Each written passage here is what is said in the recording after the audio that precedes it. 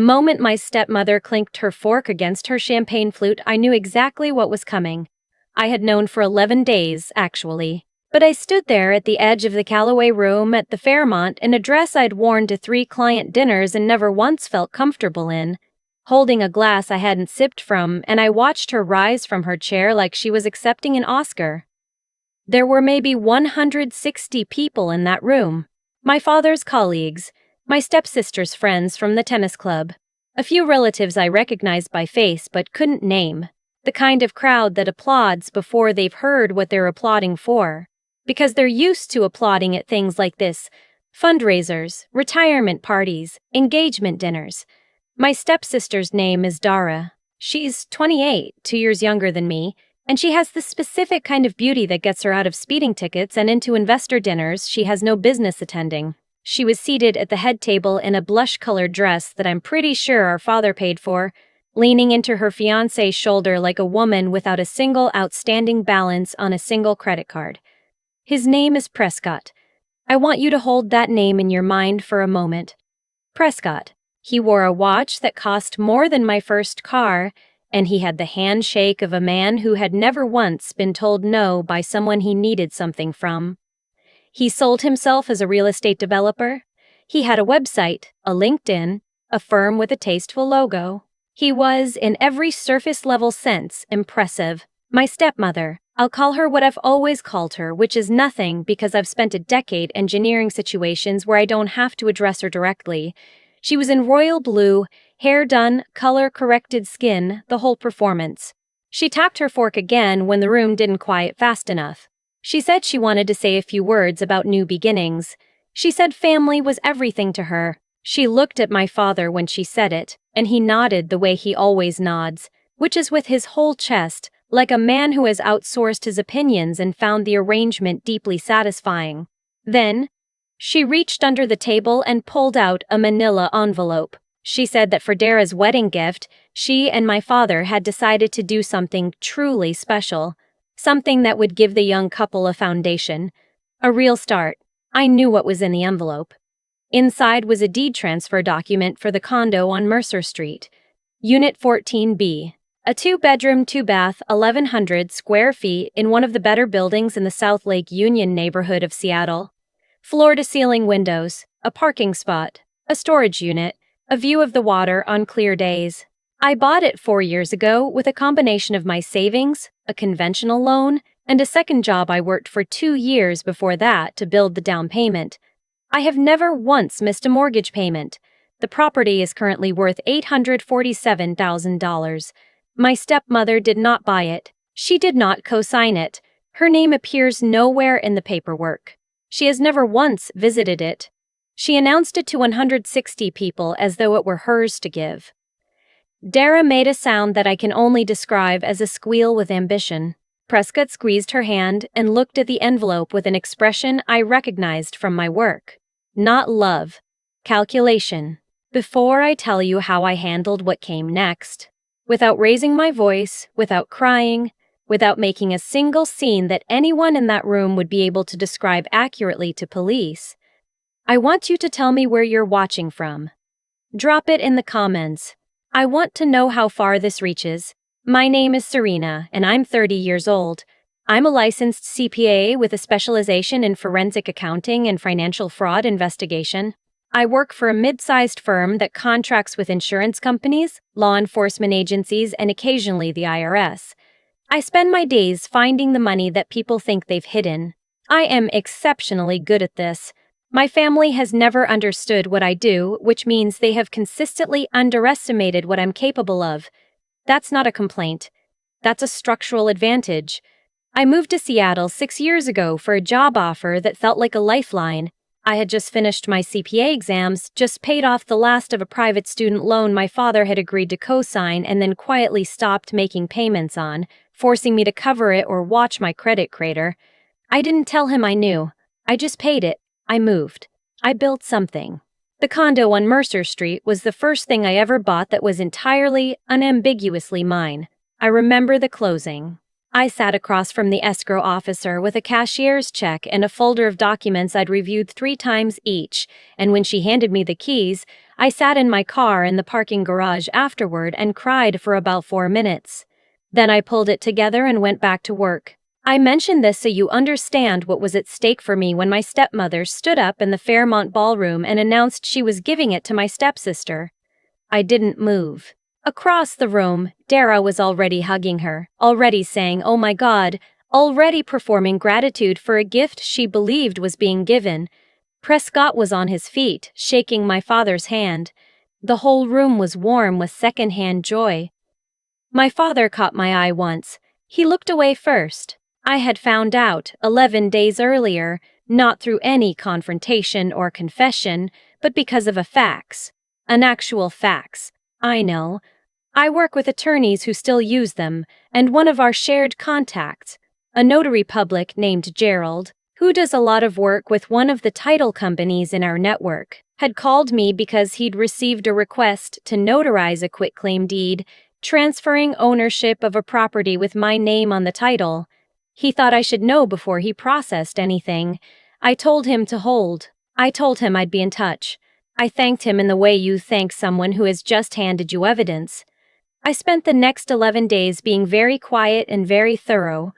The first thing I confirmed was that the deed they were trying to process was fraudulent. My stepmother had obtained an old copy of my original purchase documents, I still don't know how, and had used them to generate a quitclaim deed with a forged signature.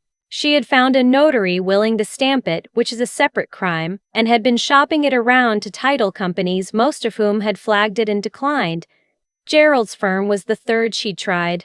The second thing I did was call my attorney, a woman named Petra who handles my firm's contracts and who has, on 2 occasions, described opposing counsel as adorable.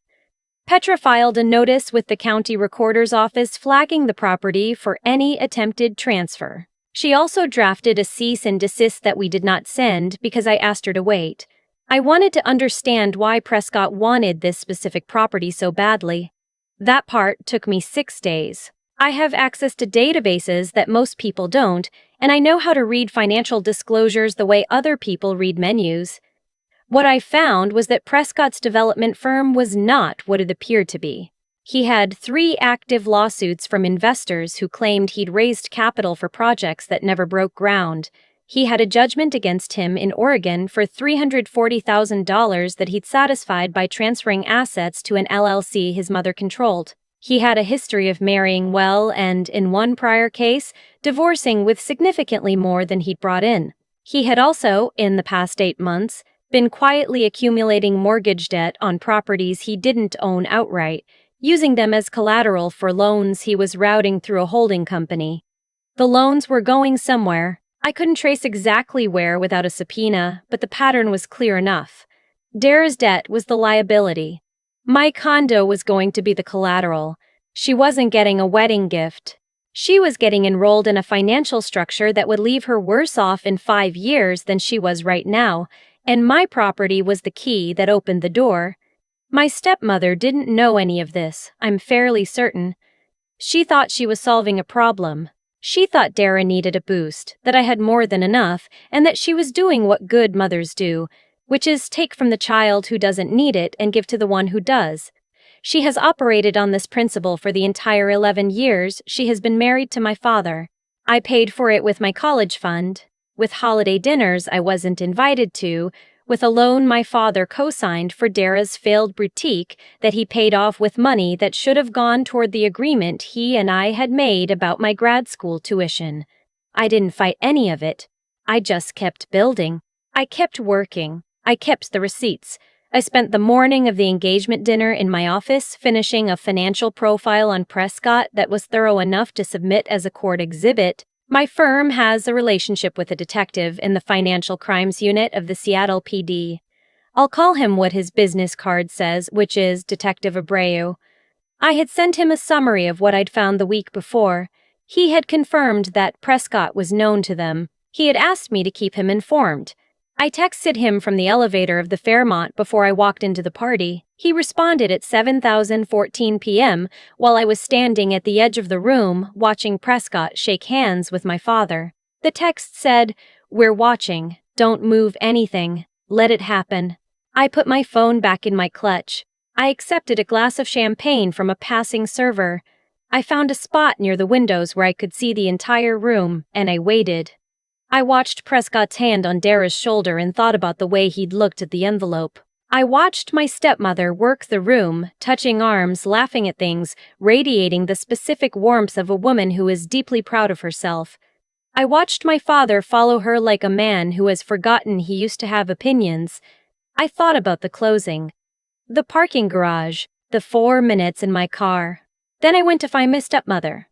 She found me first, actually. She materialized at my elbow near the raw bar, with that smile she saves for moments when she thinks she has leverage. She steered me toward the windows, her hand on my arm, her voice low enough that the people around us couldn't hear. She told me she hoped I was going to be gracious about this. I told her I was going to be a lot of things. I asked her if she wanted to know what they were. She didn't. She told me that I had to understand Dara's situation, that not everyone had been as lucky as I had, that the condo was just sitting there unused half the time anyway, that a good sister would want this for her. I let her talk. I've found, in my line of work, that people will tell you more if you let them run. She told me she'd had the paperwork drawn up for weeks. She told me the plan was to have it processed quietly after the dinner, that she'd assumed I'd eventually come around. She said the word "come around" the way people say it when they mean give up. Then she asked me if I was going to make this difficult. I said no. I said I wasn't going to make anything difficult. She relaxed. Physically. I watched her shoulders drop. She thought she had won. She thought I was the same person I'd been at 19, standing at the kitchen table while she explained why Dara needed the money my mother had left me for college more than I did, because Dara's situation was different, because I was smart enough to figure something out on my own. I'm good at playing a version of that person when I need to. I told her we should make sure the paperwork was in order. I said it warmly.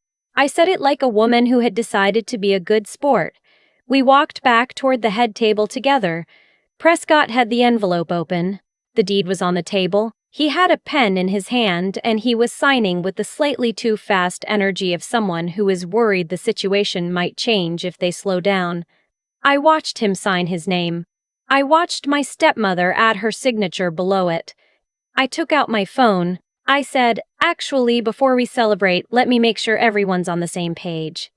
I put the phone on the table and tapped the screen. Speaker. Detective Abreu's voice came through clearly. He said he was there. He said he had the documentation. Prescott looked at the phone the way you look at something you don't understand. My stepmother looked at me. I told them that the deed they had just signed was fraudulent. I told them that the property at Mercer Street had been flagged with the county recorder's office 10 days ago, that any attempted transfer had generated an automatic alert, and that the original quitclaim they'd been shopping around had been identified as a forged instrument. I told Prescott that by signing the acceptance he had knowingly attempted to receive title to a property under fraudulent conveyance, which, in the state of Washington, is a Class B felony. I told him that the financial activity surrounding his holding company had been under review, and that this attempt would be included in that review. I told my stepmother that forging a property owner's signature on a real estate instrument is also a felony, that the notary who had stamped the original document had already cooperated. The room was very quiet. Prescott stood up. His chair made a sound against the floor that I felt in my sternum. He said I was out of my mind. He said none of this was real. He grabbed the deed from the table, and in the specific panicked way of a man who believes destroying paper destroys reality, he tore it in half, then in half again. He threw the pieces on the table and said it was done, it was gone, there was nothing. I looked at him for a moment. I said that the county recorder's office doesn't work on paper. Detective Abreu said, from the phone on the table, that they had the electronic record. He said that Prescott should sit down. Prescott did not sit down, but he stopped moving in a way that looked a lot like sitting down internally. My stepmother reached for the phone. I moved it. She said I had to fix this. She said I was destroying my sister's life. She said everything she had done was for the family, For Dara, for all of us, and this last part she said with a kind of desperate conviction that I actually believe. I think she has told herself a version of this story so many times that it has calcified into something she experiences as truth. I said that I was sorry she believed that. I said it and I meant it, which is a thing I haven't said to her in about 8 years. 2 uniformed officers came in through the side entrance. They weren't there for Prescott. Detective Abreu had explained to me earlier that the financial crimes case would take longer to process, and that tonight was about the property fraud specifically, which was cleaner. They spoke to Prescott quietly. He didn't make a scene. He went with them with the deflated quality of a man who has run this play before and knows when it's over. My stepmother followed me to the exit. She didn't beg. She's not a woman who begs. She raged, which I think is the thing she does instead. She said I had humiliated her. She said I had ruined Dara's engagement dinner. She said I had always been like this, difficult, withholding, unable to just be part of a family. I thought about the parking garage. The 4 minutes. I turned around. I told her that I had been part of a family. I told her that for 11 years I had shown up, been polite, kept the peace, absorbed the cost of being the one who needed less, the one who would figure it out, the one who didn't need to be worried about. I told her I had paid back a loan my father defaulted on rather than make it a conflict. I told her I had worked a second job for 2 years to save a down payment on a property she had just tried to steal in a ballroom in front of 160 people. I told her that was the last time. She said I was ungrateful. I said, maybe. I said I'd rather be ungrateful and solvent. I got in my car. I drove to the parking structure on 3rd, where I sat for a while and watched the light change on the concrete wall in front of me. I didn't cry this time. I'm not sure what I felt, exactly. Not triumph, not relief. Something quieter than either of those things. My attorney filed the formal complaint the following Monday. The notary who'd stamped the original document surrendered her license and cooperated with investigators. My stepmother was charged with forgery and fraudulent conveyance. She is currently working through that with her own attorney, and I have been advised not to discuss the specifics. Prescott's situation is separate and larger. The financial crimes case is ongoing. Dara retained her own attorney 2 weeks after the dinner. I don't know what he told her, but she has not contacted me.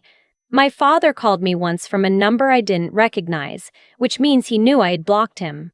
He didn't leave a voicemail. The condo on Mercer Street is still mine. I was there last weekend.